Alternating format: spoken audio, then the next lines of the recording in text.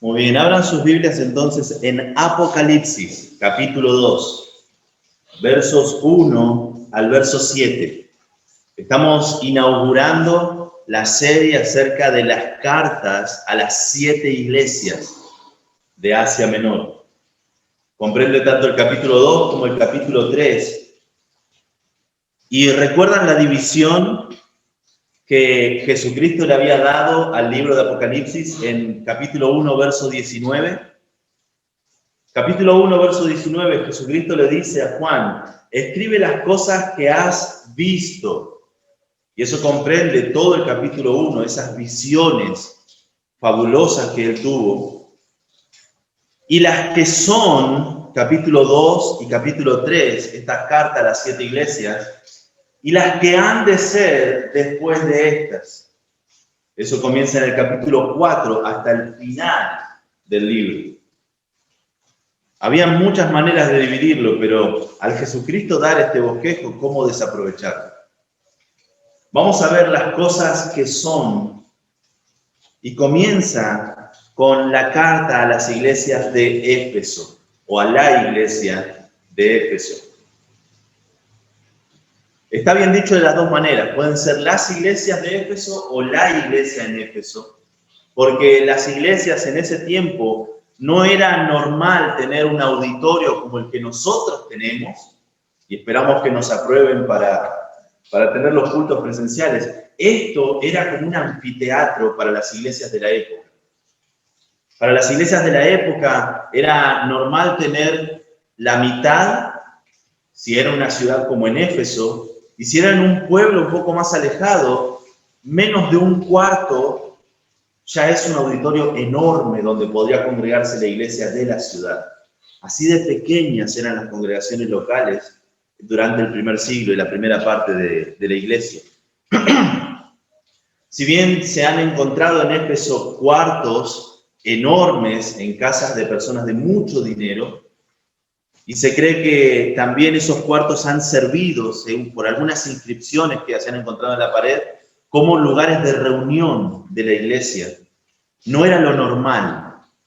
Algo que era de sumo lujo, algo que era de tremendamente raro de ver en un auditorio tan grande como el nuestro. Cuando a veces por ahí lo comparamos con otras iglesias que tienen sus auditorios enormes, sentimos que es pequeña.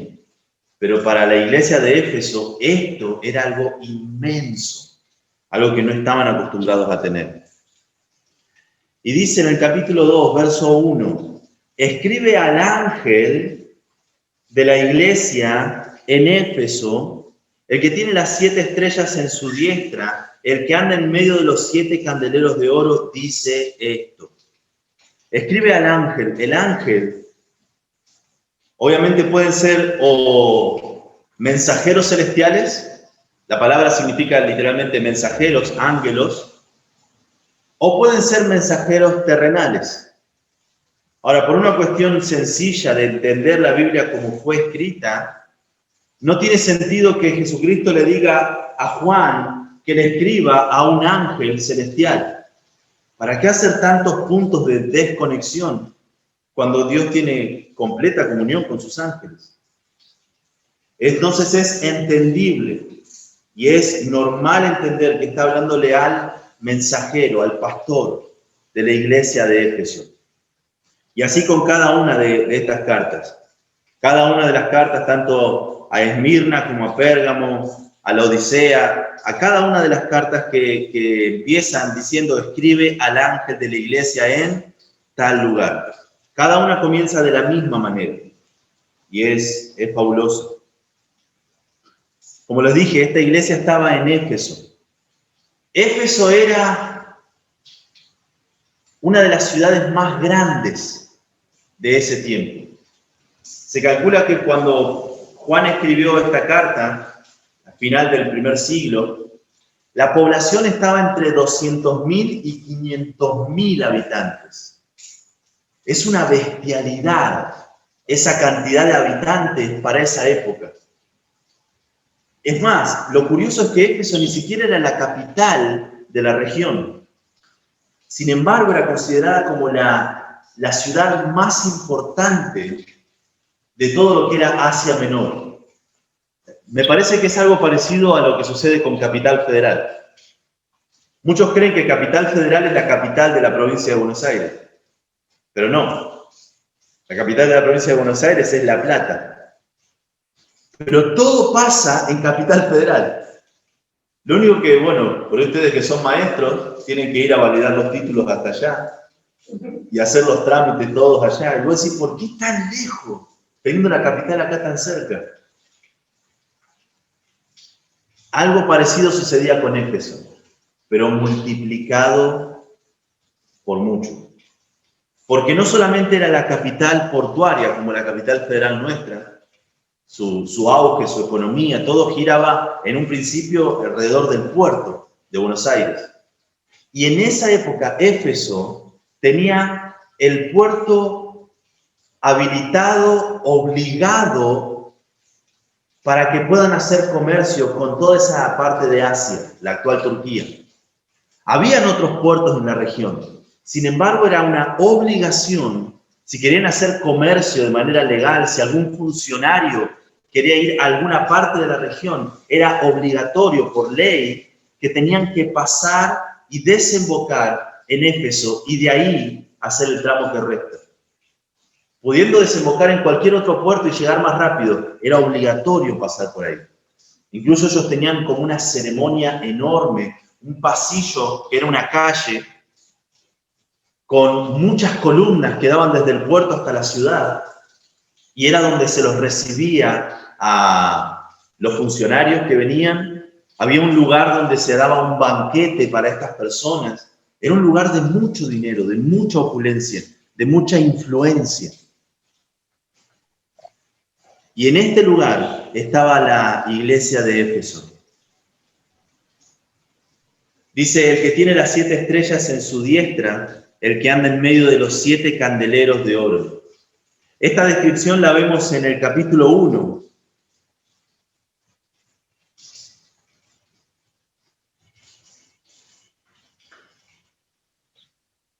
Capítulo 1, verso 16. Dice, tenía en su diestra 7 estrellas. Capítulo 1, verso 12. Dice, y me volví para ver la voz del que hablaba conmigo, y vuelto vi 7 candeleros de oro, y en medio de los 7 candeleros a uno semejante al Hijo del Hombre. En cada una de las iglesias, Jesús se presenta haciendo referencia a esa visión del capítulo 1. Acá utiliza esto de los 7 candeleros de oro, y él andando en medio, como en el versículo 12 del capítulo 1. Dice, yo conozco tus obras y tu arduo trabajo y paciencia. Acá comienza lo que es el reconocimiento. El reconocimiento de Jesucristo a la iglesia de Éfeso. Él está reconociéndola públicamente, porque si viene una carta a Éfeso, fue escrita junto con otras cartas, y todas esas otras cartas que se escribieron iban a ser leídas. O sea, la iglesia de Esmirna iba a leer la carta a la iglesia de Éfeso, la iglesia de Pérgamo, la iglesia de Tiatira, la iglesia de Filadelfia, de Sardis, de la Odisea. Cada una de esas iba a leer la carta de las otras. Y comienza un reconocimiento público para la iglesia de Éfeso. Fíjense cómo lo reconoce Dios. Dice, yo conozco tus obras y tu arduo trabajo y paciencia. La palabra que usa ahí para conozco, si no me equivoco, es la palabra oída, no sé si está bien pronunciada, o joida. Y no es la palabra normal para conozco. Por lo general la palabra que se usa es ginosco. Es con un conocimiento que va aumentando con el esfuerzo y la experiencia, un conocimiento que puede crecer. Sin embargo, la palabra que usa acá es un conocimiento absoluto e inmediato. Es decir, no tiene que pasar tiempo para que Jesucristo conozca las obras de esta iglesia. No tiene que esperar hasta el final a ver cómo esta iglesia se ha comportado. Él conoce de manera inmediata. No hay nada que él no pueda conocer de la iglesia. Él conoce incluso lo que la iglesia desconoce de sí misma. Yo conozco tus obras y tu arduo trabajo. 2 palabras en español, una sola en el idioma original, y es trabajar hasta fatigarse. ¿Vieron cuando uno está trabajando al rayo del sol y cae la transpiración y te cae la gota de transpiración en el ojo y te limpias y es peor y estás cansado, agotado? Eso significa esta palabra, tu arduo trabajo y paciencia. El hecho de soportar la aflicción y que no puedes soportar a los malos y has probado a los que se dicen ser apóstoles y no lo son y los has hallado mentirosos. Yo conozco tus obras. Jesucristo podía ver el comienzo de la iglesia de Éfeso. Esta iglesia comenzó bajo la influencia de Priscila y Aquila. Ellos, junto con el varón que era poderoso en las Escrituras, Apolos, dieron comienzo de manera oficial a la iglesia. Sin embargo, Pablo tuvo una influencia enorme sobre la iglesia de Éfeso. Tanto así que él estuvo ministrando en Éfeso durante 3 años. Lo tomó como su base de operaciones. De ahí él repartía cartas, indicaciones, recibía visitas. Era el puerto de conexión por excelencia a toda la provincia de Asia. Pablo lo sabía. Desde ahí mismo él escribió la carta a los Corintios, que estaban del otro lado, no estaban en la provincia de Asia, pero estando tan cerca del puerto, era un desperdicio no aprovecharlo. Era un lugar estratégico. Y dice, yo conozco tus obras y tu arduo trabajo y paciencia. La paciencia de soportar la aflicción. ¿Saben cómo Pablo tuvo que huir de ese lugar una vez? Un hombre sumamente enojado gritó, grande es Diana de los Efesios. Un platero. ¿Recuerdan la historia? Si no me equivoco, está en Hechos capítulo 20. Vamos ahí. Hechos.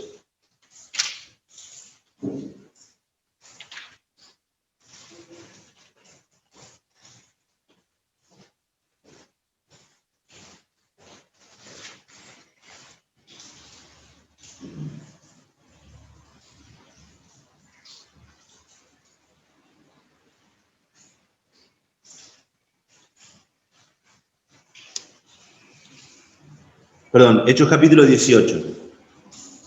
Ya que estamos en Hechos. Hechos capítulo 18. Versos 19, 20 y 21. Hechos capítulo 18. Versos 19, 20 y 21. Vemos que Pablo pasó por la ciudad de Éfeso, camino a Jerusalén. Dice, y llegó a Éfeso y los dejó allí. Y entrando en la sinagoga discutía con los judíos, los cuales le rogaban que se quedase con ellos por más tiempo, mas no accedió, sino que se despidió de ellos diciendo, es necesario que en todo caso yo guarde en Jerusalén la fiesta que viene, pero otra vez volveré a vosotros, si Dios quiere, y zarpó de Éfeso. Pablo llegó, predicó, lo querían retener, y él dijo, no puedo. Se quedó solo unos días y partió hasta Jerusalén.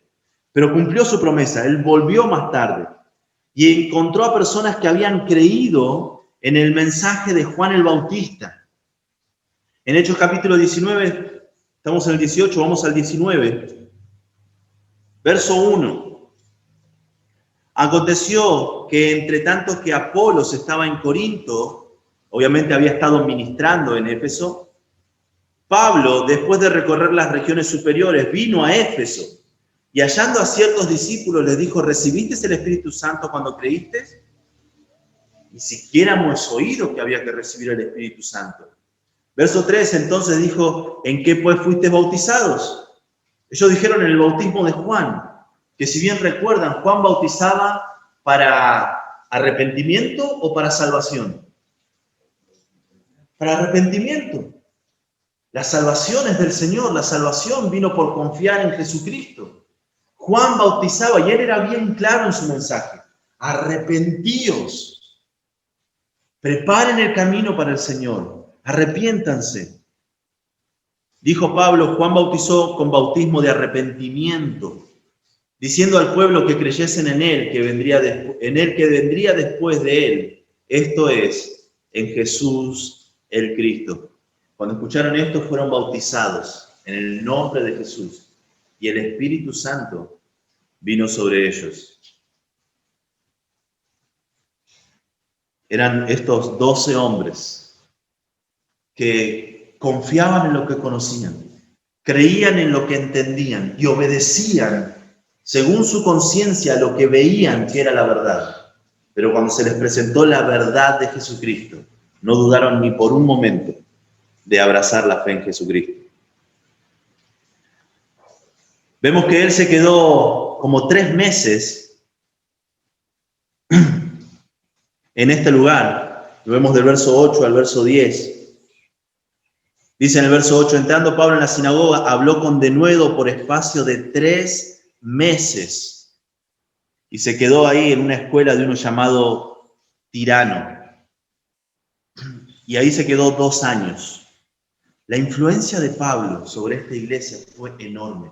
El trabajo de estos hermanos fue enorme. En el verso 23 del capítulo 19, dice, hubo por aquel tiempo, esto está en Hechos capítulo 19, verso 23, hubo en aquel tiempo un disturbio no pequeño acerca del camino.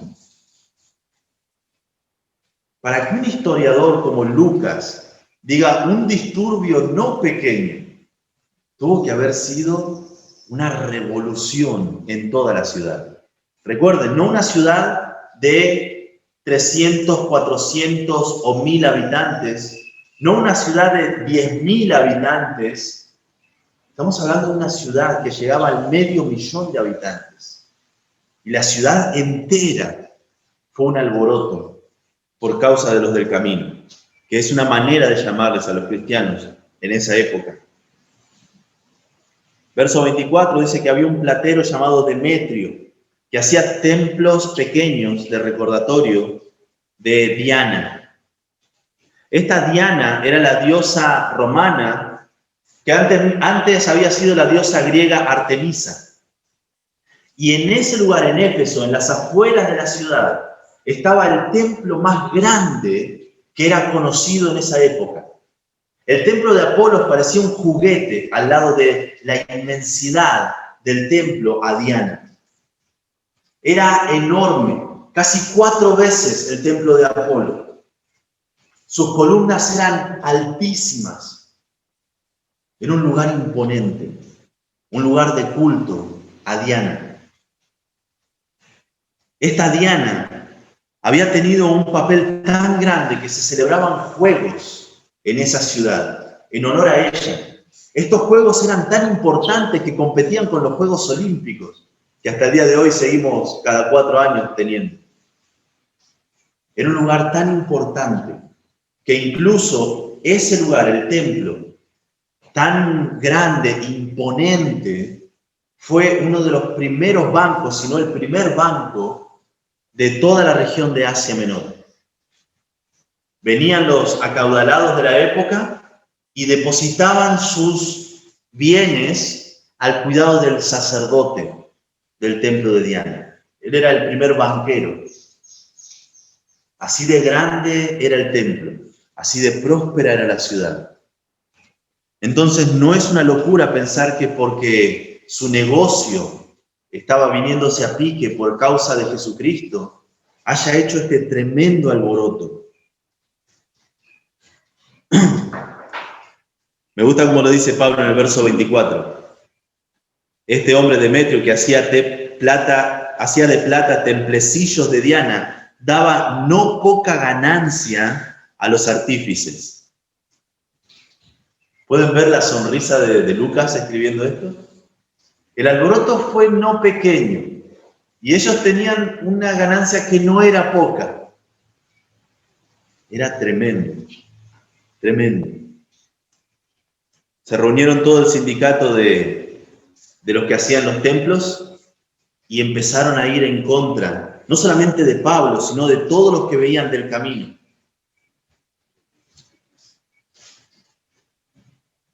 Dice en el verso 28, cuando oyeron estas cosas, se llenaron de ira y gritaron diciendo, grande es Diana de los Efesios, y la ciudad se llenó de confusión. Y a una se lanzaron al teatro, arrebatando a Gayo y Aristarco, macedonios compañeros de Pablo, y queriendo Pablo salir al pueblo, los discípulos no le dejaron, porque obviamente lo iban a destruir. Este teatro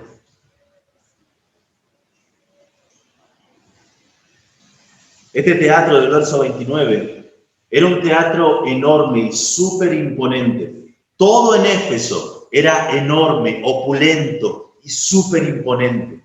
Ellos querían mostrar su riqueza a todo el que visitara o pasara por la ciudad. Y en este teatro entraban todo el pueblo, o casi todo el pueblo, por lo menos los más importantes. Y ahí estaban, queriendo matar a Pablo. Pablo tuvo que irse. Pablo tuvo que abandonar. Se creía que esta Diana era tan importante porque Júpiter había enviado la roca en la que se talló la imagen de esta Diana. Su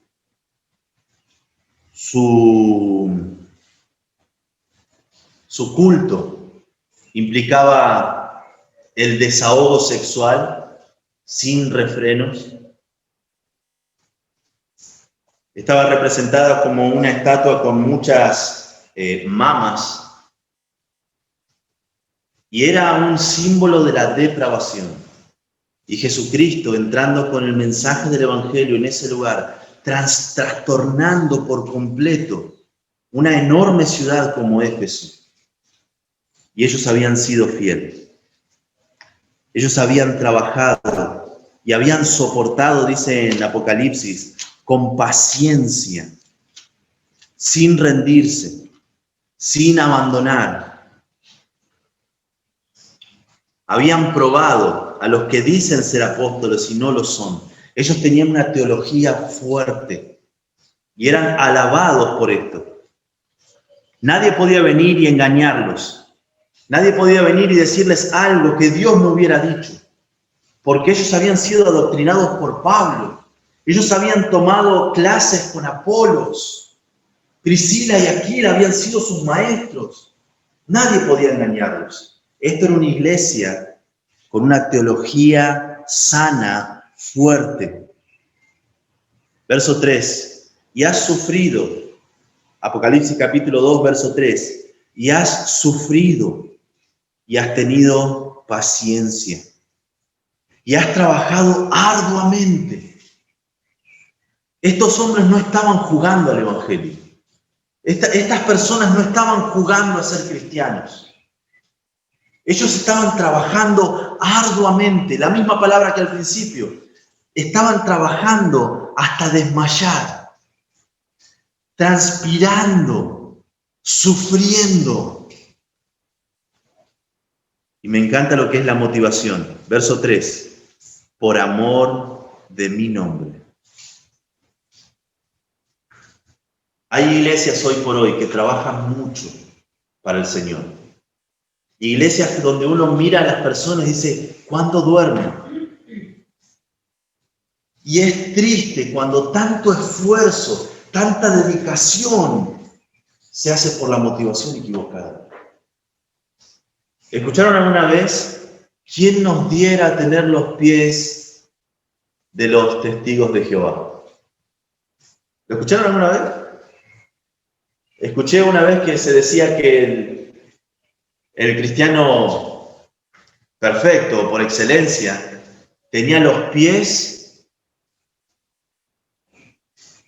de los pentecostales, que podían ir hasta donde nadie se animaba a ir, que tenía el corazón o la teología de los bautistas y que tenían la calma y el dominio propio de los hermanos libres. ¿Lo escucharon alguna vez? ¿No?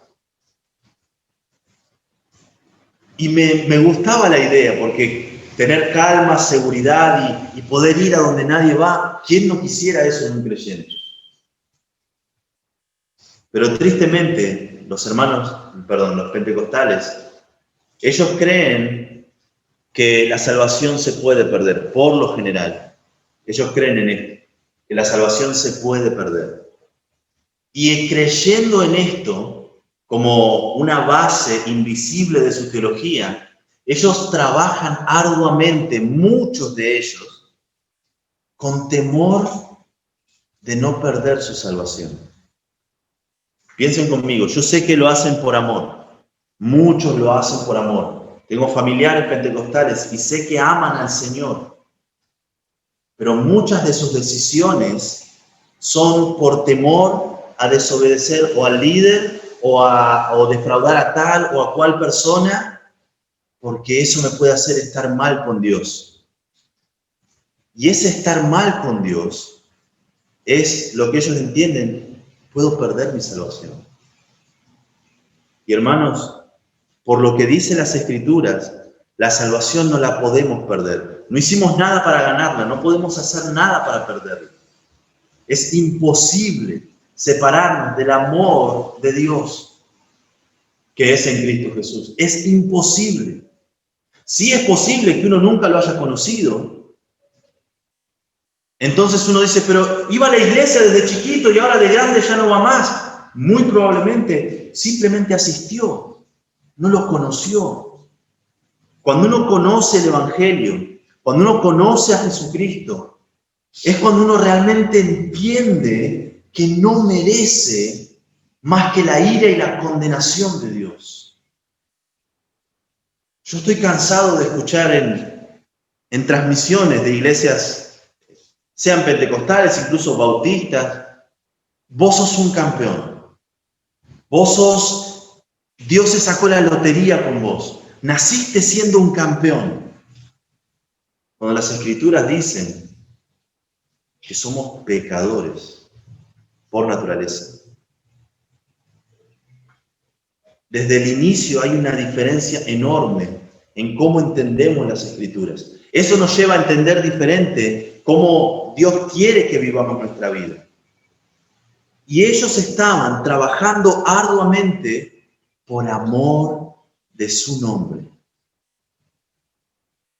No les importaba nada más. Solo querían que el nombre de Dios sea exaltado. No se preocupaban por, vino este predicador, es tan famoso.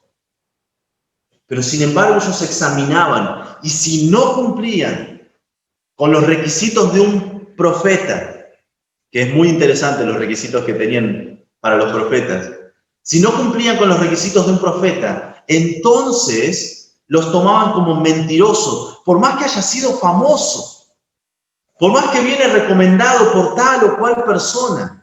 Ellos los examinaban. Y si su enseñanza no era conforme a las Escrituras, los tomaban como mentirosos. Hay un documento que se llama la Didaché o Didaché.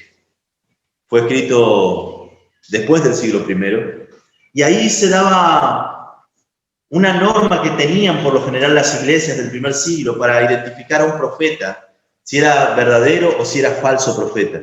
Uno de esas normas o tips era que el profeta podía venir y morar en la casa por 1 o 2, o a lo sumo, si algo había pasado y no podía salir de la casa, a lo sumo 3 días.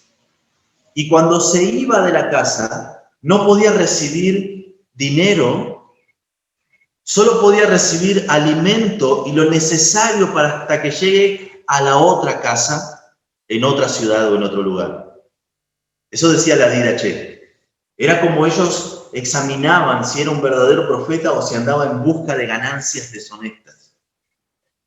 Y ellos examinaban la teología de estos profetas, examinaban el comportamiento de estos profetas, examinaban la vida por completo.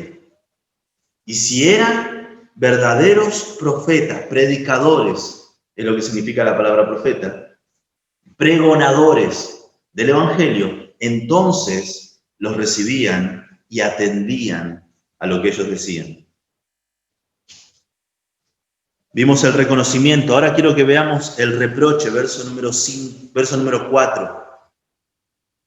Pero tengo contra ti que has dejado tu primer amor. El reproche. Has dejado tu primer amor. Yo recuerdo siendo chico y me dijeron que el primer amor era lo que primero sentíamos cuando estábamos en el Evangelio. Ese anhelo por servir, ese fuego por compartir a Cristo y estar en las reuniones y venir. Y yo recuerdo mi primer amor en ese sentido. Mi primera época estando al servicio del Señor. Y créanme que, por más que lo recuerdo con gozo, yo no quisiera ser ese Leonel del primer amor. Ese Leonel del primer amor, y vos también en tu primer amor, cronológicamente hablando, ese tiempo de efervescencia por el Señor, por haberlo conocido, haber tenido el perdón de nuestros pecados inmerecidos, esa persona era sumamente inmadura. Esa persona del primer amor lastimó más personas de las que ayudó, por lo menos en mi caso. Recuerdo teniendo 12 años y estando discutiendo con quien era mi mejor amigo porque él era católico. Él ni siquiera era católico, sus padres eran católicos y no iban a misa. Pero yo había leído que tienen ojos y no ven, tienen oídos y no oyen. Y los que le adoran son igual que ellos. Y yo peleando con otro niño de 12 años. Ese Leonel del primer amor era un idiota.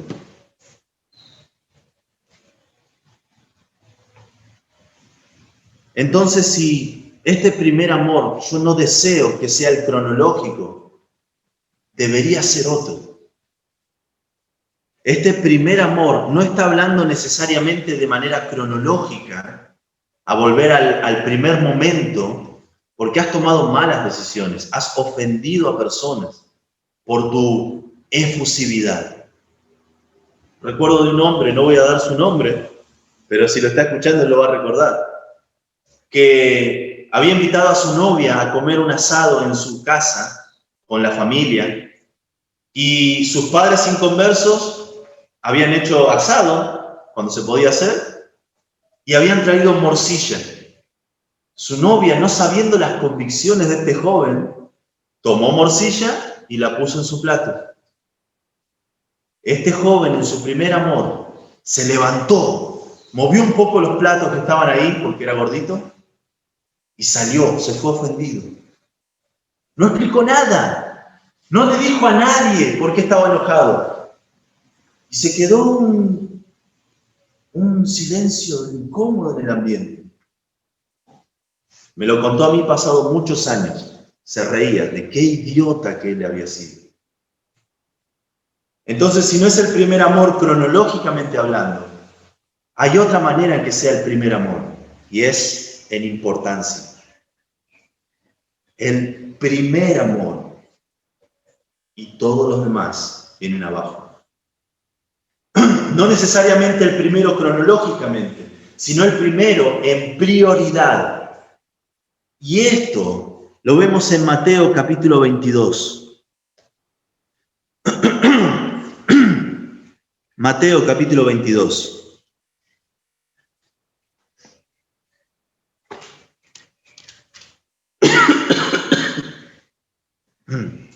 Mateo capítulo 22.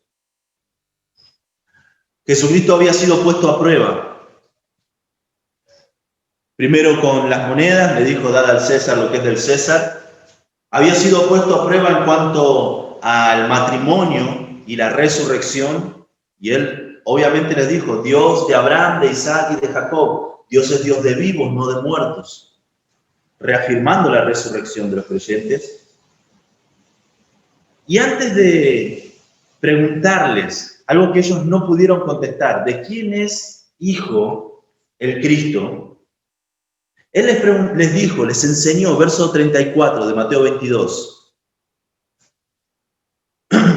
Entonces los fariseos, oyendo que había hecho callar a los saduceos, los que no creían en la resurrección, se juntaron a una, y uno de ellos, intérprete de la ley, preguntó por tentarle diciendo, Maestro, Rabí, ¿cuál es el gran mandamiento en la ley? Jesús les dijo, amarás al Señor tu Dios con todo tu corazón y con toda tu alma y con toda tu mente. En Marcos agrega, y con todas tus fuerzas. Este es el primero y grande mandamiento. Ellos habían dejado su primer amor. Estaban efervescentes como al principio. Estaban trabajando arduamente como al principio.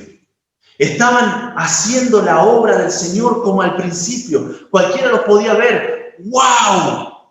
No descansan. Pero habían abandonado su primer amor. Dios ya no era el más importante en sus vidas. No era la prioridad en sus vidas.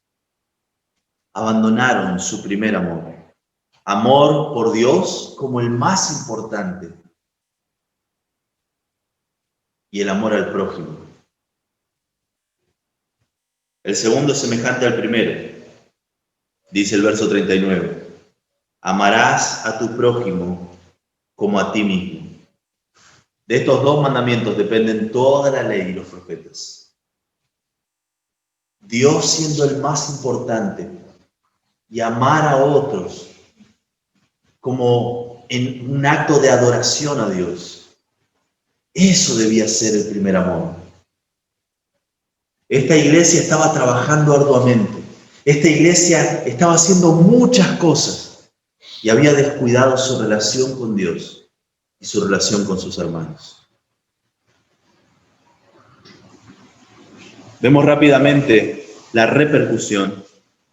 Volvemos a Apocalipsis. Lo bueno es que como está al fondo de las Escrituras es fácil llegar.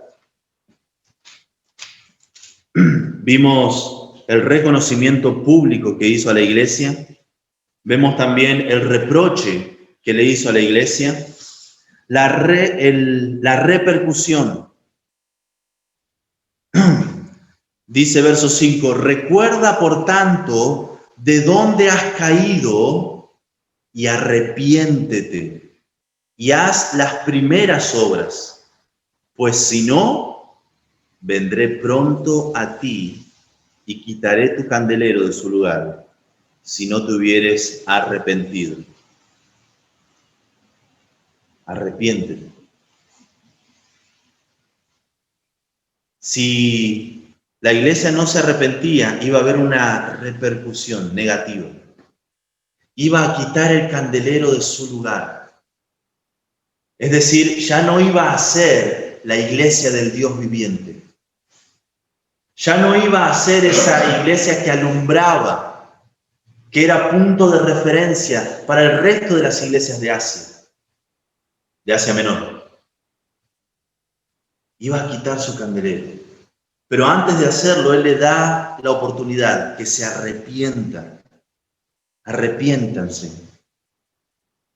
Recordá de dónde caíste. Recordá que antes de conocer al Señor Jesucristo, lo único que merecías era la ira y la condenación. No, pero yo sirvo al Señor. Yo hago esto, yo hago aquello, yo hago lo otro. Y estoy muy ocupado sirviendo al Señor. Recuerda, por tanto, de dónde has caído. Recordar que lo único que merecemos es la ira y condenación de Dios. Nos hace recordar que a Él debemos amarlo, a Él debemos servirlo. Y todos los títulos que nos pongan, pastor, diácono, ayudante, o lo que fuere, no son nada. Es como otros pueden llegar a verme o quererme, pero delante de Dios soy un pecador perdonado. Y nada más que eso. Vimos que hay un reconocimiento, un reproche, una repercusión y hay una recompensa.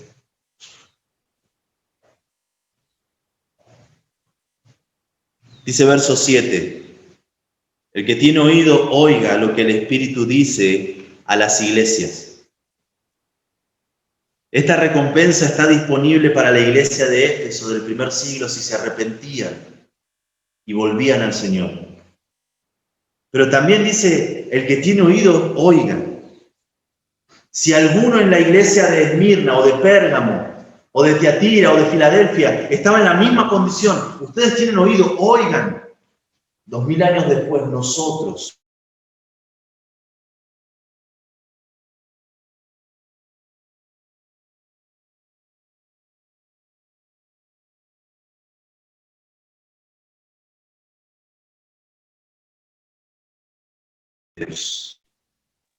al que venciere.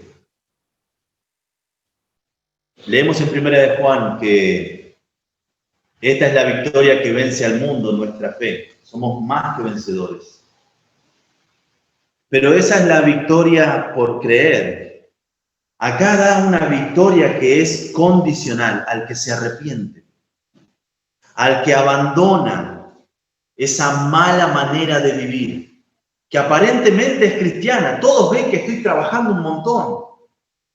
Pero aquel que en la intimidad tiene victoria, le daré a comer del árbol de la vida. El árbol de la vida representa la comunión con Dios. Es triste, como pastor, no es triste, pero Dios me da la oportunidad de tener tiempo de consejería con otros pastores. Y otros pastores también tienen tiempo de consejería conmigo. Es una retroalimentación. Pero es triste cuando un hombre de Dios, un pastor, sirve al Señor a los ojos de los demás, pero por dentro hay una morada de pecado. Es como esos sepulcros blanqueados que por fuera se ven sin ninguna mancha y por dentro están podridos. Pasan los años y es como, ¿cómo puede ser? El pastor que se fue con la secretaria, ¿cómo puede ser? No fue en un día, fueron meses, años, que comenzaron a coquetear en su mente. Meses y años que comenzaron a no tener temor del Señor. Él puede perdonarme si me muevo un poco más. ¿Cómo puede ser tal persona robó de los diezmos y las ofrendas? ¿Cómo puede ser? Y por ahí si viene medio arrepentido, dice, no, bueno, tenía una necesidad y fui débil. No. Comenzó a coquetear mucho antes. Comenzó a salir de tener a Dios como una prioridad de su vida mucho tiempo antes. Y eso lo llevó a un destino trágico. Es muy triste cuando un pastor deja el ministerio por pecado. Pero el pecado que lo llevó a dejar ese ministerio no es solamente haber engañado a su esposa o haber tomado dinero que no le correspondía, sino es haber abandonado a Dios como la prioridad de su vida. Y si le pasa a los pastores, ¿cómo no nos va a pasar a nosotros? A todos. ¿Cómo puede ser que llegué hasta acá? Si estás luchando con algún pecado y te estás preguntando, ¿cómo pude haber llegado hasta acá? Es obvio. En algún punto de tu vida cristiana, Él dejó de ser la prioridad. La invitación es que te arrepientas. La invitación es que recuerdes de dónde el Señor te rescató. La invitación de Jesucristo es que vuelvas a hacer las primeras obras, pero con el mismo amor por el Señor.